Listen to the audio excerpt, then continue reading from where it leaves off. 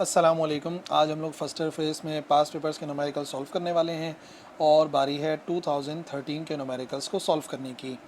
Question number 2 का part 1 पहला numerical था। If vector A is equal to 3i plus J minus 2k and vector B is equal to minus I plus 3j plus 4k। तो हमें find करना है projection of vector A onto vector B. Vector A का साया जो projection जो बन रहा हो वेक्टर बी के ऊपर वो हमें फाइंड करना है। तो डेटा के अंदर दोनों वेक्टर्स आ जाएंगे और projection of A onto B यानी कि vector A onto vector B और वो बराबर आ जाएगा ए और सबस्क्रिप्ट में लिखा होगा बी। इसी तरीके से हमने शो किया था जब हमने फॉर्मूला भी ड्राइव किया था डॉट प्रोडक्ट का कि भाई ए का प्रोजेक्शन जो बी पर बनता है उसको हम लिखते हैं ए और सबस्क्रिप्ट में लिख देते हैं बी और यही हमें फाइंड करना है। तो इस्तेमाल करना पड़ेगा हमें डॉट प्रोडक्ट का कॉन्सेप्ट। डॉट प्रोडक्ट के मुताबिक अगर ए डॉट बी मालूम करना है तो हम जो वेक्टर पहले लिखा होता है, पहले कौन सा वेक्टर लिखा हुआ है, पहले लिखा हुआ है वेक्टर ए, तो हम लिखते हैं ए डॉट बी बराबर होता है पहले वेक्टर का प्रोजेक्शन जो बने दूसरे वेक्टर पे, पहले वेक्टर का प्रोजेक्शन जो बने दूसरे वेक्टर पे यानी कि ए का प्रोजेक्शन बनेगा बी पर और मल्टीप्लाई बाय सेकेंड वेक्टर का मैग्नीट्यूड।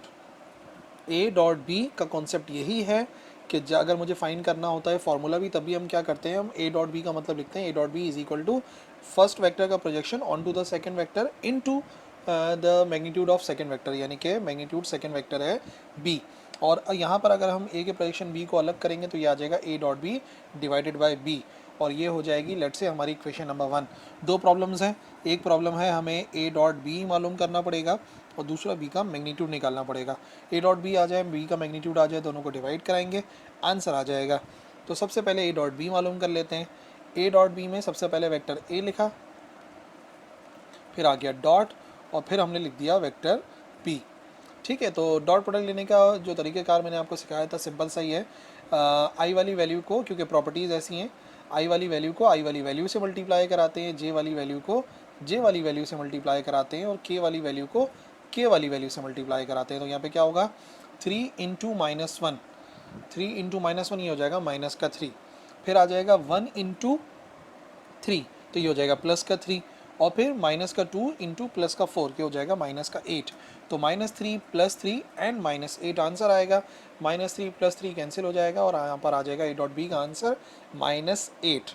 नाउ सेकंड प्रॉब्लम ये थी कि हमें मैग्नीट्यूड ऑफ बी चाहिए। तो बी का मैग्नीट्यूड निकालने के लिए वही formula whole under root x² + y² + z², जो वैल्यू लिखी होती है i के साथ वो होता है x, जो लिखा होता है j के साथ वो होता है y और जो लिखा होता है k के साथ वो होता है z, यानी कि -1, 3 और 4। तो यहाँ पे आ जाएगा -1 का स्क्वायर + 3 का स्क्वायर + 4 का स्क्वायर, ये आ जाएगा अंडर रूट 26। अगर तो इसका रूट आ सकता तो हम रूट ले लेते, नहीं आया तो इसी तरह से छोड़ देंगे। ए डॉट बी की वैल्यू -8 और बी की वैल्यू अंडर रूट 26 पुट करेंगे तो ये आ जाएगा ए का पोजीशन जो बन रहा है बी के ऊपर और रिजल्ट में भी ऐसे ही मेंशन करेंगे। अच्छा, पॉइंट में भी कन्वर्ट कर सकते हैं, ठीक है ना, पॉइंट में भी कन्वर्ट कर सकते हैं और इस तरह भी छोड़ा जा सकता है। ज़्यादा बेहतर तो ये है कि आप इसी तरीके से छोड़ दीजिए। तो projection of vector A onto vector B आ जाएगा -8 ओवर अंडर रूट 26 यूनिट्स के बराबर। क्वेश्चन नंबर 2 का part 2, mass of moon is approximately 1/80 of the earth's mass, यानी कि जो अर्थ का मास है उसका 1/80 टाइम्स है एंड इट्स रेडियस इज 1/4। जो रेडियस है मून का वो अर्थ के रेडियस का 1/4 है। Find the acceleration due to gravity on the surface of moon. ऐसे न्यूमेरिकल परसेंटेज में हमारी बुक के अंदर मौजूद है जिसके अंदर जो है वो गिवन है कि रेडियस जो है वो 27% है, मास जो है वो 1.2% है। यहाँ पे उसी परसेंट को फ्रैक्शन में कन्वर्ट करके लिखा हुआ है अप्रॉक्सीमेटली। तो सोल्यूशन मेजॉरिटी वैसे ही होगा, बस ये कि हमें परसेंटेज के बजाय फ्रैक्शन में सॉल्व करना है। रेडियस ऑफ मून 1/4 RE, 1/4 का मतलब होता है 0.25 इंटू RE, 1/4 टाइम्स RE था तो 0.25 टाइम्स RE आ जाएगा। इसी तरीके से मास ऑफ मून 1/80 बराबर मास ऑफ अर्थ के बराबर है तो 1/80 करेंगे 0.0125 इंटू मास ऑफ अर्थ आ जाएगा और हमें वैल्यू ऑफ जी मालूम करनी है on the surface of moon, जिसे हमने शो कर दिया है GM से। तो हमें फॉर्मूला तो पता है, acceleration due to gravity on the surface of earth small g बराबर होता है capital GME divide by RE²। अब कैपिटल G तो यूनिवर्सल कांस्टेंट है, मास ऑफ अर्थ की जगह अगर मून पे निकालना है तो मास ऑफ मून आएगा और रेडियस ऑफ अर्थ की जगह रेडियस ऑफ मून आएगा, यानी कुछ ऐसा बन जाएगा GM value of G on the surface of moon capital G मैंने बताया कांस्टेंट रहेगा, एम ई की जगह पे एम एम आएगा और आर ई की जगह पे आर एम का स्क्वायर आएगा। अब देखो एम एम और आर ई की वैल्यू पुट करते हैं। एम एम यानी कि मास ऑफ मून गिवन था 0.025 एम ई के बराबर, तो पूरी वैल्यू आ गई एम एम की जगह पर, और इसी तरीके से आर एम की जगह पर आ गई पूरी वैल्यू 0.25 आर ई, और फिर आर एम का स्क्वायर था तो इसका आ जाएगा होल स्क्वायर। जो नंबर्स हैं कॉन्स्टेंट्स हैं उनको अलग करो, वेरिएबल्स को अलग करो, तो ये हो जाएगा 0.0125 डिवाइड बाई 0.25 का स्क्वायर, और ये सारे कॉन्स्टेंट्स एक साथ आ जाएंगे। ये जो पूरी वैल्यू लिखी हुई नज़र आ रही है G M E divide by R E का स्क्वायर, ये इससे पहले भी हमने देखा था। ये पूरी वैल्यू किसके बराबर है? ये बराबर है value of G on the surface of earth. तो यहाँ पे हम लिख सकते हैं जी, और इसको सॉल्व करके आंसर आ जाएगा 0.2 इंटू जी, जी की वैल्यू 9.8 होती है, मल्टीप्लाई कराएंगे आंसर आ जाएगा 1.96 मीटर पर सेकेंड स्क्वायर। तो value of G on the surface of moon approximately 1.96 metre per second square के बराबर है। क्वेश्चन नंबर 2 का पार्ट 3 हमारे बुक का ही न्यूमेरिकल है, वैल्यूज़ चेंज हो सकती हैं और इसी तरीके से पूछा जाता है आमतौर पे परसेंट फ्रैक्शनल चेंज वाला। एक साउंड वेव है जिसकी फ्रीक्वेंसी गिवन है 500 हर्ट्स, और एयर के अंदर वो एंटर करती है किसी एक रीजन से जहाँ का टेम्परेचर 25 डिग्री सेल्सियस है। इनिशियली थोड़ा सा टेम्परेचर ज़्यादा था, वहाँ से जा रही है ऐसे रीजन में जहाँ का टेम्परेचर कुछ कम है, यानी कि 5 डिग्री सेल्सियस है। तो हमें मालूम करना है percent fractional change in its wavelength, जो उसकी वेवलेंथ में परसेंट फ्रैक्शनल चेंज आएगा वो मालूम करना है। फ्रीक्वेंसी ऑफ साउंड एफ यानी कि 500 hertz, initial temperature 25 degree Celsius है, बट हम सॉल्व करते हैं केल्विन में। सेल्सियस से केल्विन में जाने के लिए प्लस का 273, तो ये हो जाएगा 298 केल्विन। और फाइनल टेम्परेचर T2 जो कि 5 डिग्री सेल्सियस है, प्लस 273 करेंगे तो ये हो जाएगा 278 केल्विन। और हमें फाइंड करना है percent fractional change in wavelength. अब ये बात देखिए, फ्रैक्शनल चेंज का मतलब क्या होता है? फ्रैक्शनल चेंज का मतलब होता है change divided by actual. Fractional जब भी मालूम करना है तो चेंज डिवाइड बाय एक्चुअल किया जाता है। किस चीज़ का चेंज निकालना है? Change in wavelength. इसी वजह से change in wavelength divide by original wavelength जो पहले थी, यानी कि लैम्डा 1 ही होगी पहले, तो हमने लैम्डा 1 का नाम दिया हुआ है उसे। तो फ्रैक्शनल चेंज इन वेवलेंथ बराबर होगा डेल्टा लैम्डा ओवर लैम्डा 1, यानी कि इनिशियल वेवलेंथ।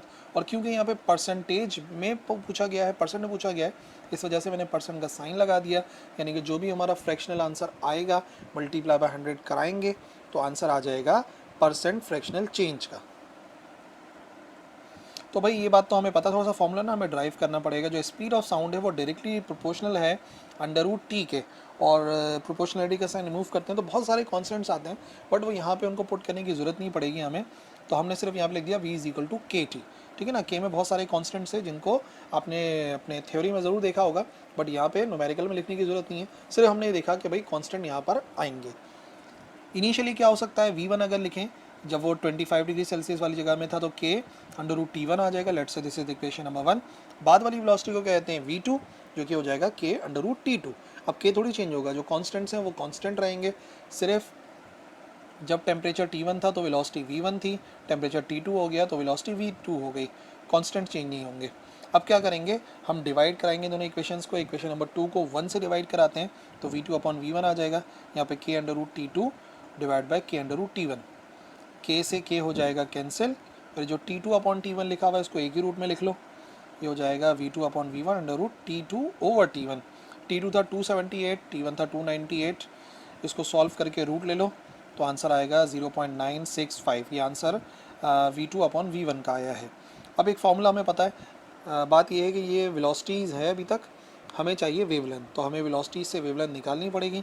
तो एक फॉर्मूला जो हमें पता है यूज़ करना पड़ेगा। V बराबर होता है F लैम्डा के, और फ्रीक्वेंसी तो सेम ही है, फ्रीक्वेंसी चेंज नहीं होती है।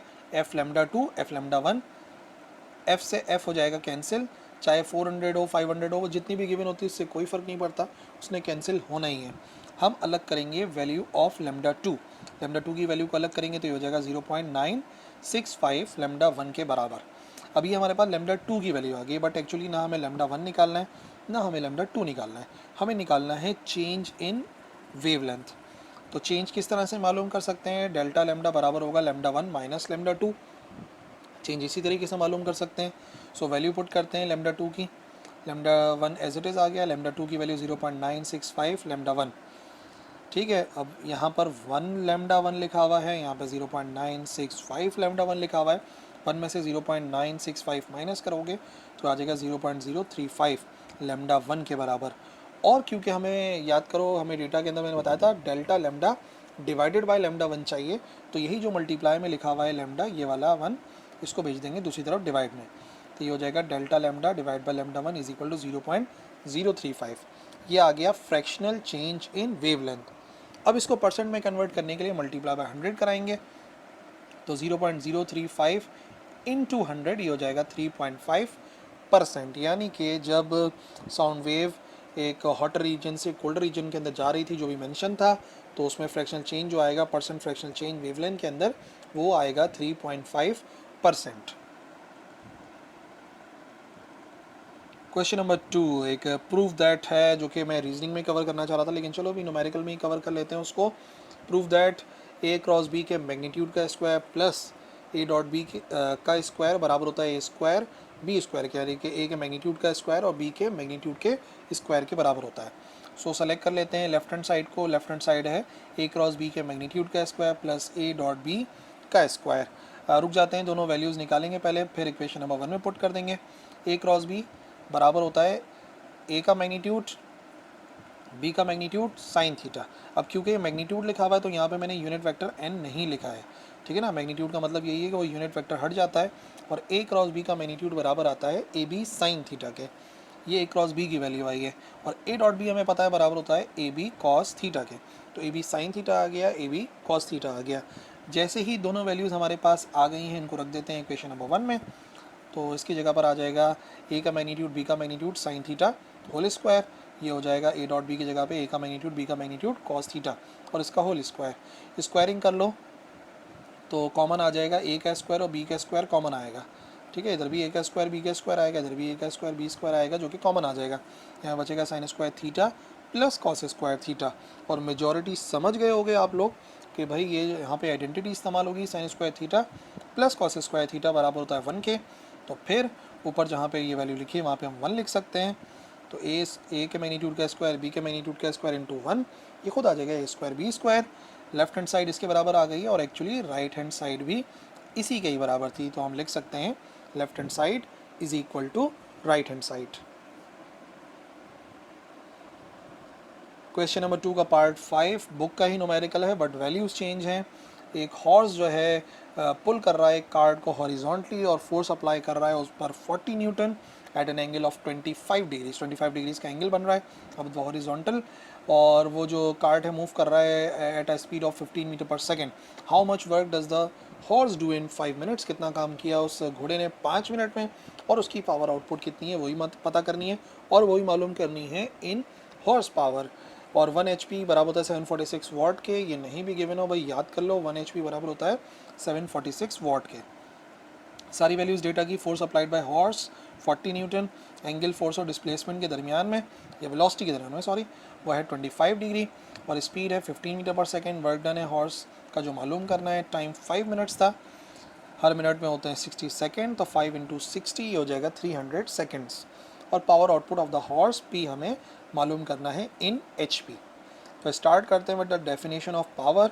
P बराबर होता है F डॉट V, फोर्स और वेलोसिटी का डॉट प्रोडक्ट होती है पावर, जो कि बराबर होता है FV cos थीटा के। तो फोर्स की वैल्यू 40, वेलोसिटी 15 और cos 25 डिग्रीज। कैलकुलेटर के अंदर डायरेक्टली वैल्यूज़ रखनी है, आंसर आएगा 543.7 वाट। तो पावर का आंसर डायरेक्टली तो आ गया सिंपल, बट हमें हॉर्स पावर में कन्वर्ट करना था। 1 HP बराबर होता है 746 वाट के, तो इस वैल्यू को डिवाइड करा देंगे 746 से, आंसर आ जाएगा 0.72 HP। ठीक है, क्योंकि उन्होंने कहा था तो हमने कन्वर्ट करा, अगर नहीं कहा होता तो हम उसको वाट में भी रहने दे सकते हैं। नाउ वर्क डन की बारी आएगी। दोबारा से पावर की डेफिनेशन इस्तेमाल कर रहे हैं। पावर बराबर होती है work done per unit time. तो वर्क को अलग करेंगे तो पावर हो जाएगी टाइम से मल्टीप्लाई। टाइम ऑलरेडी हम लोग निकाल चुके हैं, 300 के बराबर है। पावर भी मालूम कर चुके हैं 543.7 इंटू 300, और पावर जो है ना वॉट वाली रखनी है, HP वाली नहीं, क्योंकि ऐसा यूनिट वॉट है। तो 543.7 into 300 1.63 10 raise to the power 5 joules के बराबर आ गया हमारा वर्क डन। तो दोनों आ गए। जो हॉर्स काम करेगा 1.63 x.5 जूल्स करेगा और उसकी पावर आउटपुट HP के अंदर होगी 0.72। क्वेश्चन नंबर 2 का पार्ट 6, एक स्टोन को ड्रॉप किया गया है from the peak of a hill, it covers a distance of 30 metre in the last second of its motion, आखिरी सेकेंड के अंदर find the height of the peak. ठीक है भाई, तो हुआ ये कि एक स्टोन को हमने एक पीक से ड्रॉप करा, यहाँ से हमने एक स्टोन को ड्रॉप करा और फॉर एग्जांपल यहाँ तक वो स्टोन जाता है, टोटल ज़मीन तक पहुँच जाता है ना, यहाँ से लेके यहाँ तक। ठीक है, तो पहले 1 सेकेंड में फॉर एग्जांपल इतना फासला तय करता है, 1 सेकेंड गुजरता है तो यहाँ तक आ रहा है, 2 सेकेंड गुजर रहा है तो यहाँ तक आ रहा है, 3 सेकेंड गुजर रहा है तो यहाँ तक पहुँच रहा है। इसी तरीके से ट्रैवल करते करते करते करते लास्ट जब उसने टाइम गुजरा यानी कि आखिरी टी टाइम, तो वो तो यहाँ तक पहुँचेगा। और टी से एक पहले वाला जो होगा ना, अब वो हमें पता तो है ही नहीं कि टी कितना होगा, तो फॉर एग्जांपल टोटल टाइम को हम यहाँ पे लिख देते हैं टी, और इससे पहले वाला क्या होगा, इससे पहले वाला हमें मालूम तो नहीं है, लेकिन अगर हमने फाइनल वाले को टी का नाम दिया है तो उसको हम नाम दे सकते हैं t-1, और इससे ऊपर वाला क्या हो सकता है t-2। ठीक है ना, क्योंकि अभी हमें कंफर्म नहीं है, ऊपर वाले तो चलो कंफर्म होते हैं कि 1 के बाद 2 आएगा, 3 आएगा, लेकिन यहाँ पे हमें टी कंफर्म नहीं है, लेकिन हाँ ये कंफर्म है टी से ऊपर वाला t-1 होगा, उससे ऊपर वाला t-2 एंड सो ऑन। अब मेरी बात समझनी है आपने, इसने जो 30 मीटर्स का डिस्टेंस कवर किया है वो अपने लास्ट सेकंड में करा है। लास्ट सेकंड होगा यहाँ से लेके यहाँ तक का, आखिरी सेकंड यहाँ तक चल रहा था। ठीक है ना, यानी कि अच्छा जब वो डिस्टेंस उसने कवर करा 1 सेकंड बाद, तो वो होगा 0 से लेके 1 तक का। पहले सेकंड में 1 सेकंड तक पहुँचेगा, दूसरे सेकंड में 2 तक पहुँचेगा, तीसरे सेकंड में 3 तक पहुँचेगा। ठीक है ना, ये बात तो आपको याद होगी, मैंने इससे पहले भी न्यूमेरिकल्स में समझाई है कि इसी तरीके से हम समझते हैं। दूसरे सेकंड का क्या मतलब है कि भाई दूसरे सेकंड में कितना फासला तय करा। दूसरे सेकंड का मतलब होता है 1 और 2 के दरमियान वाला दूसरे सेकंड का। 5वें सेकंड का क्या मतलब होगा, 5वें सेकंड का मतलब होगा एक पिछला वाला, यानी कि 4 सेकंड गुजरने के बाद और 5 सेकंड गुजरने से पहले पहले जो उसने डिस्टेंस कवर करा, यानी कि 4 से 5 के दरमियान में। अब ये कह रहे हैं लास्ट सेकंड, लास्ट सेकंड ये वाला है टी वाला, जो कि कहाँ से कहाँ तक होगा t-1 से लेके टी तक। ठीक है, तो ये जो डिस्टेंस है ना, ये कितने मीटर्स है, ये वाला डिस्टेंस है 30 मीटर के बराबर। तो एक काम कर लेते हैं, सबसे पहले हम एक नाम देते हैं कि यहाँ से लेके यहाँ तक का डिस्टेंस कितना है। तो यहाँ से लेके यहाँ तक का डिस्टेंस जो इसने कवर करा होगा, यानी कि t-1 सेकेंड में, उसको हम कर देंगे s t-1, और टोटल जो उसने डिस्टेंस कवर करा होगा t तक का, उसको हम नाम दे देंगे एस टी के बराबर, यानी कि टी टाइम के अंदर जो उसने फासला तय करा वो एस टी हो गया। t-1 यानी कि उससे एक पिछले सेकंड तक कितना फासला तय हुआ था, वो ST-1 है। तो जो दोनों के दरमियान का फ़र्क है, आप देख लो ST और ST-1 के दरमियान का फ़र्क है वो कितने मीटर्स है, वो है 30 मीटर्स। बेसिकली यही हमें गिवन है, तो डेटा में भी इसको इसी तरीके से लिखेंगे। इनिशियल वेलोसिटी 0 ही है, ड्रॉप किया गया है। एक्सेलरेशन 9.8 मीटर पर सेकंड स्क्वायर होती है क्योंकि ड्रॉप किया गया है। डिस्टेंस ड्यूरिंग लास्ट सेकंड, आखिरी सेकंड के अंदर ST-1, यानी कि वही जो फाइनल सेकंड जो टोटल टाइम था उसमें से पिछले वाले सेकंड को माइनस कर दो तो पता लग जाएगा कि आखिरी सेकंड के अंदर कितना फासला तय हुआ, जो कि यहाँ पे मैंने आपको बताया भी था 30 मीटर्स के बराबर है। ST-1 जो कि 30 मीटर्स है। तो हाइट ऑफ पीक कितनी है, हाइट ऑफ पीक है ST, जो कि एक्चुअली हमें मालूम करनी है। मेन क्वेश्चन तो हमारे पास यही है। अच्छा जी, तो क्या करेंगे, पहले हम सॉल्व करेंगे t सेकंड के लिए। तो अगर टाइम जो है वो t सेकंड के बराबर है तो डिस्टेंस हम कैलकुलेट कर सकते हैं with the help of second equation of motion, s is equal to V I T plus half A T square. V I 0 है तो t से मल्टीप्लाई होकर टोटल 0 रहेगा, a की जगह पे 9.8, और क्योंकि टाइम है t के बराबर तो यहाँ पे आ जाएगा t, और इसका स्क्वायर अभी t हमें फ़िलहाल पता नहीं है। 9.8 डिवाइड बाई 2 4.9 t स्क्वायर। तो टोटल जो डिस्टेंस कवर हुआ है t सेकंड में वो है 4.9 t स्क्वायर। अब देख लेते हैं कि t-1 तक जब तक टाइम गुजरा तो उसने कितना फासला तय करा। तो डिस्टेंस की जगह पे हम लिख देंगे ST-1, वी आई 0 था तो वही पूरी वैल्यू 0 हो गई, और सिर्फ t की जगह पे जहाँ पे हमने t लिखा था वहाँ पे हम लिखेंगे t-1। ठीक है, तो अब यहाँ पे हमें जो है ना सबसे पहले 9.8 डिवाइड बाई 2 4.9 और t-1 होल स्क्वायर ओपन करना पड़ेगा। 4.9 as it is, a minus B का होल स्क्वायर, a का square minus 2ab plus b का स्क्वायर, या जगह T square minus 2t plus 1, और 4.9 जब सबसे मल्टीप्लाई कराएंगे तो 4.9 टी स्क्वायर माइनस 9.8 टी, और यहाँ पे आ जाएगा प्लस का 4.9। ये आ गया एस टी माइनस 1 का फासला। टी सेकंड गुजरने के बाद इतना फासला और टी माइनस 1 सेकेंड गुजरने के बाद इतना फासला, हमें दोनों का डिफरेंस गिवन है जो कि 30 मीटर है, तो हम भी इन दोनों का डिफरेंस ही मालूम करेंगे, यानी कि एस टी में से माइनस कर देंगे S T minus 1। 4.9 T square में से माइनस करा दी एस टी माइनस 1 की वैल्यू, ये पूरी की पूरी वैल्यू। ब्रैकेट लगाना है याद से ताकि माइनस मल्टीप्लाई करना याद रहे। माइनस मल्टीप्लाई होगा ब्रैकेट से तो ये आ जाएगा माइनस का 4.9 टी स्क्वायर प्लस का 9.8 माइनस का 4.9 टी स्क्वायर माइनस का प्लस का 4.9 कैंसिल, 9.8 माइनस 4.9 और यहाँ पे 30 है, ये गिवन था हमें डेटा के अंदर। फाइनली क्या करेंगे, फाइनली माइनस का 4.9 इधर जाके प्लस हो जाएगा, ये हो जाएगा 34.9 और फिर 9.8 जो टी के साथ लिखा है वो इधर जाके 30 के साथ हो जाएगा, 34.9 के साथ हो जाएगा डिवाइड। पहले 4.9 उधर जाके प्लस होगा और फिर 9.8 डिवाइड होगा तो आंसर आ जाएगा 3.56 सेकेंड्स। ये तो हमारे पास टाइम आया है, हमें मालूम करना था टोटल टाइम कितना होगा, तो उसके लिए हमने एक इक्वेशन बताई थी। इक्वेशन नंबर 1 के अंदर वैल्यू पुट करेंगे। इक्वेशन नंबर 1 थी S T is equal to 4.9 T square, T आ गया है तो 3.56 का स्क्वायर करके मल्टीप्लाई बाय 4.9 ये आ जाएगा 62.1 मीटर्स। ये आ गया टोटल डिस्टेंस जो कि टी सेकंड में वो कवर करेगा और यही उस पी की हाइट होगी जहाँ से स्टोन को ड्रॉप किया था हमने, 62.1 मीटर्स। क्वेश्चन नंबर 2 का पार्ट 7, मैग्नीफाइंग ग्लास है, फोकल लेंथ 6 सेंटीमीटर है, उससे स्मॉल कोई भी ऑब्जेक्ट देख रहे हैं हम लोग। Least distance of distinct vision given है 25 सेंटीमीटर ऑब्जर्वर का। What is the magnifying power of the lens. Actually magnifying glass का सिंपल सा न्यूमेरिकल है, फोकल लेंथ गिवन है, least distance of distinct vision और मैग्नीफाइंग पावर पता करनी है। सो मैग्नीफिकेशन ऑफ मैग्नीफाइंग ग्लास हमें पता है 1 प्लस डी ओवर एफ होती है, डी भी गिवन है, एफ भी गिवन है, वैल्यूज पुट करते हैं। डी की जगह 25, एफ की जगह पे 6, ये हो जाएगा 4.16। जब डिवाइड कराएंगे और फिर जब प्लस करेंगे 1 तो ये आ जाएगा 5.16। तो इससे आसान न्यूमेरिकल तो मेरे ख्याल से मिलेगा ही नहीं आप लोगों को। मैग्नीफाइंग पावर आ गई लेंस की 5.16। क्वेश्चन नंबर 2 का पार्ट 8 हमारे बुक का ही न्यूमेरिकल है। टार्जन स्विंग कर रहा है एक वाइन पर और लेंथ है उस वाइन की 5 मीटर्स एक वर्टिकल सर्किल में under the influence of gravity, सिर्फ ग्रेविटी के इन्फ्लुएंस में। वाइन अगर एंगल बना रही है 30 डिग्री विद द वर्टिकल तो टार्जन की स्पीड है 4 मीटर पर सेकेंड। हमें सेंट्रिपेटल एक्सेलरेशन पता करनी है और टेंजेंशियल एक्सेलरेशन पता करनी है। वाइन की लेंथ जो कि एक्चुअली उस सर्कुलर जो वर्टिकल सर्किल है उसका रेडियस होगा 5 metres, angle with the vertical 30 degree है, speed of Tarzan 4 metre per second है। सेंट्रिपेटल एक्सेलरेशन पता करनी है और टेंजेंशियल एक्सेलरेशन जिसको ए टी या सिर्फ ए से भी शो किया जा सकता है। तो सेंट्रिपेटल एक्सेलरेशन तो इजीली मालूम हो सकती है, ए सी बराबर होता है V square over R, V square की वैल्यू और आर की वैल्यू, वी का स्क्वायर यानी कि 4 का स्क्वायर डिवाइड बाय 5, सो आ जाएगा 3.2 metre per second square. Centripetal acceleration तो खैर बहुत ही आसान सी बात है।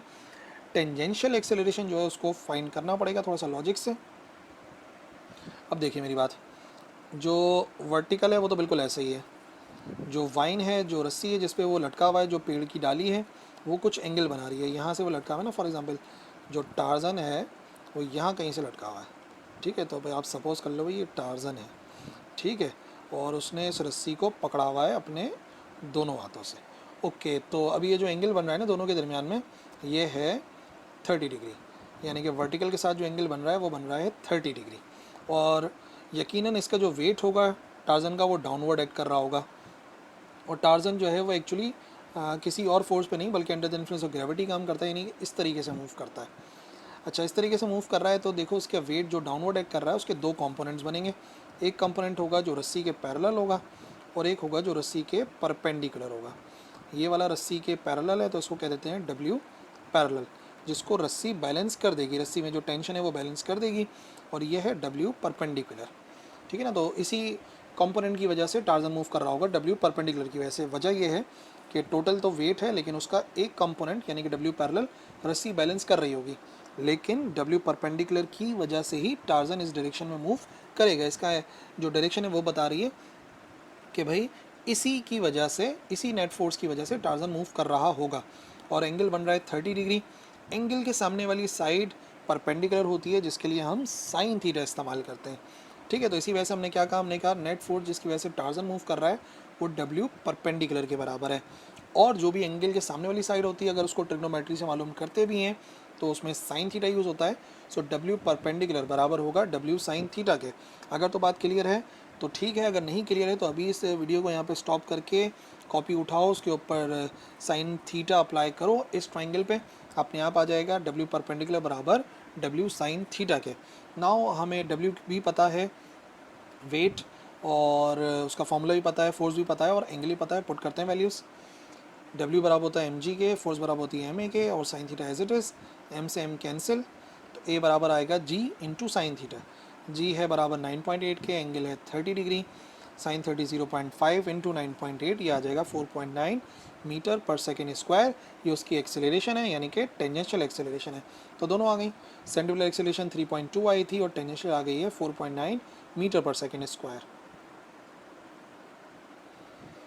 क्वेश्चन नंबर 2 का पार्ट 9, एक कार वेट कर रही है ट्रैफिक सिग्नल पे एज इट टर्न्स ग्रीन। जैसे ही वो ग्रीन होती है तो कार स्टार्ट हो जाती है, आगे बढ़ती है with constant acceleration 3 metre per second square. At the same time एक बस ट्रैवल करती हुई आ रही होती है 20 मीटर पर सेकेंड के साथ और वो ओवरटेक करती है और कार को पास करती है। How far beyond the starting point will the car overtake the bus, कितनी देर बाद जो है ओवरटेक किया, और what will be the velocity of the car at that time, उस वक्त कार की वेलोसिटी कितनी होगी जिस वक्त ओवरटेक किया। ठीक है भाई, तो अब बात सारी ये है कि हमें ये पता है कि फॉर एग्ज़ाम्पल ट्रैफिक सिग्नल यहाँ पर कहीं पर है, तो कार यहाँ से स्टार्ट हुई है, ठीक है।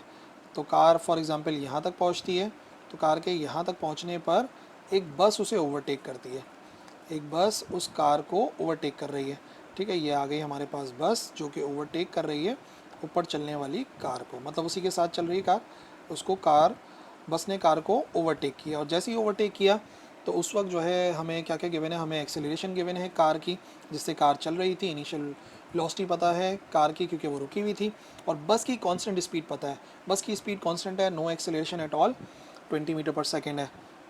हमें डिस्टेंस पता करना है और वी पता करना है कार का। तो initial velocity of the car vi है और final velocity of the car मालूम करना है। Acceleration of the car 3 metre per second square है, स्पीड ऑफ बस 20 और डिस्टेंस फ्रॉम द सिग्नल जहाँ से स्टार्ट हुए थे वो s के बराबर है जो हमें फाइंड करना है। तो एक्चुअली दो चीज़ें हैं, कार अलग है बस अलग है, दोनों के लिए सॉल्व करेंगे। पहले कार के लिए सॉल्व कर लेते हैं। तो कार के पास एक्सेलरेशन है तो हम वही इक्वेशन ऑफ मोशन इस्तेमाल करेंगे जिसमें एक्सेलरेशन होती है, s is equal to V I T plus 1/2 AT square. V I zero था तो 0 इंटू टी ज़ीरो और 3 divide by 2 1.5 T square. Late से ही होगी हमारी इक्वेशन नंबर 1। कार के लिए सॉल्व किया हमने, अब बस के लिए सॉल्व करेंगे तो v इंटू टी आएगा। बस के लिए ये वाली इक्वेशन ऑफ मोशन ही इस्तेमाल कर सकते हैं क्योंकि बस की वेलोसिटी कांस्टेंट है। तो s is equal to 20t, ये हो जाएगी हमारी इक्वेशन नंबर 2। अब जो दोनों का डिस्टेंस है ओवरटेकिंग के टाइम वो सेम ही होगा, तो इक्वेशन नंबर 1 और 2 को करेंगे कंपेयर करके 1.5 टी स्क्वायर बराबर आ जाएगा 20t के, एक t से एक t होगा कैंसिल और 20 के साथ 1.5 हो जाएगा डिवाइड, ये आ जाएगा 13.33 सेकेंड। यानी कि ये तो पता लगेगा कि ओवरटेकिंग होगी 13 सेकेंड के बाद। अब 13 सेकेंड बाद फासला कितना तय करेगी कार या बस, किसी भी फॉर्मूले से निकाल सकते हो, इक्वेशन नंबर 1 से भी आ सकता है आंसर, 2 से भी, और दोनों से आंसर सेम ही आएगा। लेट से हमने 2 में पुट कर दिया तो s equal to 20 into T, तो ये आ जाएगा 266.6 मीटर्स। डिस्टेंस आ गया, किस डिस्टेंस के बाद ओवरटेक किया था। अब चाहिए फाइनल वेलोसिटी ऑफ कार, तो फर्स्ट इक्वेशन ही आसान रहेगी, V F is equal to V I plus A T, V I तो ज़ीरो है, एक्सेलरेशन है 3 इंटू 13.33 हो जाएगा 39.99 मीटर पर सेकेंड, जो कि आप राउंड ऑफ कर सकते हो 40 मीटर पर सेकेंड के बराबर। तो डिस्टेंस 266.6 और जो कार है मूव कर रही थी 39.9 मीटर पर सेकेंड के साथ। क्वेश्चन नंबर 2 का पार्ट 10, एक बॉडी हैंग कर रही है with the help of a spring, उसको मोशन में लाया गया तो पता चला उसका पीरियड ऑफ ऑसिलेशन जो है वो 0.5 सेकेंड है। After the body has come to rest, जब बॉडी रेस्ट में आई तो उसको हमने रिमूव कर दिया। तो बात यह है कि हमने जब रिमूव करा तो कितना शॉर्टर होगा स्प्रिंग।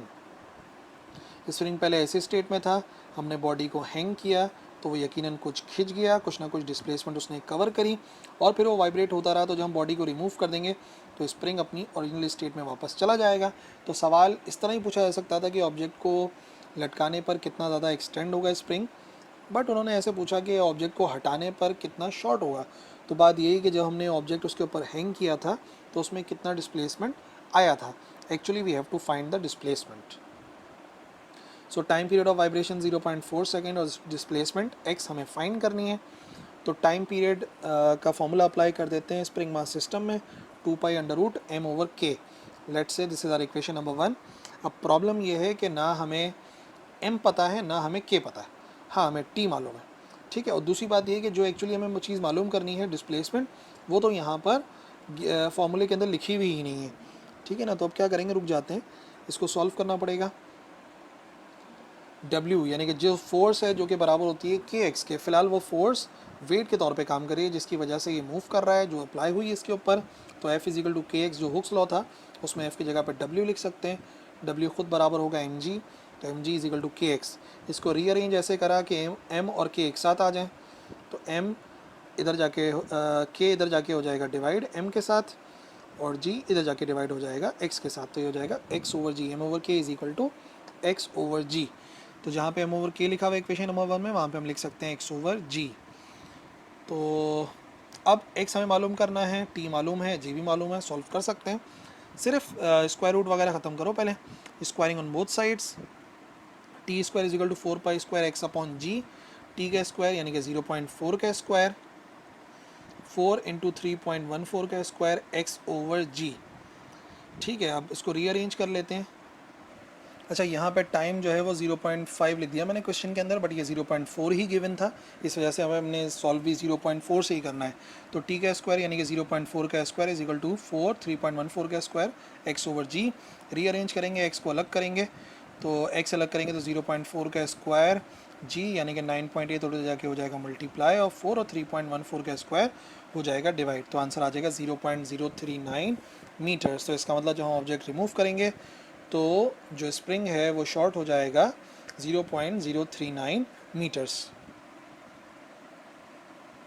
क्वेश्चन नंबर 2 का पार्ट 15 हमारे चैप्टर नंबर 1 की डायमेंशन से रिलेटेड क्वेश्चन है। हमें शो करना है कि जो फॉलोइंग फार्मूले हैं वो डायमेंशनली करेक्ट हैं, p is equal to f lambda और t इजिकल टू 2π√m/k। तो पार्ट 1 से स्टार्ट करते हैं। स्पीड की dimension LT inverse, dimension of frequency, frequency होती है number of vibrations per unit time, ठीक है। नंबर ऑफ वाइब्रेशंस का तो कोई यूनिट होता नहीं है, पर यूनिट टाइम का मतलब हो जाएगा T इनवर्स। और dimension of wave length, length चाहे किसी भी चीज़ की हो उसकी डायमेंशन होती है बराबर L के, ठीक है ना। लेंथ जाहिर सी बात है, वेव लेंथ कह रहे हैं तो उसकी डायमेंशन L होगी। सो लेफ्ट हैंड साइड पे तो सिर्फ V ही है, तो सीधा सीधा आ जाएगा LT inverse. Total dimension left hand side की LT inverse. Right hand side पर आ जाओ, तो राइट हैंड साइड पे F की जगह पे आएगा T इनवर्स, वेवलेंथ की जगह पर आएगा L, तो हो जाएगा T इनवर्स इंटू L, ठीक है, जिसको हम रीअरेंज करके LT इनवर्स भी लिख सकते हैं। सो लेफ्ट हैंड साइड यानी कि LT inverse is equal to right hand side यानी कि LT inverse. Now part B, left hand side पे T लिखा हुआ है, T टाइम पीरियड है, उसकी डायमेंशन T ही होगी, 2π कांस्टेंट है, उसकी कोई डायमेंशन नहीं होती है। और M की डायमेंशन M है मास, और K होता है स्प्रिंग कांस्टेंट जिसकी डायमेंशन होती है mt पावर -2। अच्छा, K की डायमेंशन हम इस फॉर्मूले से निकाल सकते हैं। K की डायमेंशन आएगी सबसे आसान तरीन फार्मूले से, F is equal to kx से, जो कि हुक्स लॉ है ना, इसी के ज़रिए हम मालूम कर लेंगे डायमेंशन ऑफ K, जिसमें फोर्स की डायमेंशन तो हमें पता है, फोर्स की डायमेंशन होती है mlt -2, और K की डायमेंशन एक्चुअली हम मालूम करने वाले हैं, तो K की जगह पे K आ जाएगा, और X यानी कि डिस्प्लेसमेंट है तो उसकी अपनी डायमेंशन होती है L, ठीक है। तो L से L तो कैंसिल हो जाएगा, सीधा सीधा K की वैल्यू हमें मिलेगी mt और t की पावर -2 आ जाएगा। तो सबकी डायमेंशन अगर आ गई हैं तो राइट हैंड साइड को सॉल्व करना पड़ेगा, लेफ्ट पे तो डायरेक्टली t आ जाएगा। राइट हैंड साइड पे अब m की जगह पे m और k की जगह पे mt पावर -2, m से m कैंसिल, माइनस का 2 जो t की पावर है ऊपर जाके प्लस हो सकती है, तो t स्क्वायर हो जाएगा, और स्क्वायर से रूट होगा कैंसिल, तो राइट हैंड साइड का आंसर भी आ जाएगा डायमेंशन का t। So left hand side की डायमेंशन यानी कि t is equal to right hand side की डायमेंशन यानी कि t।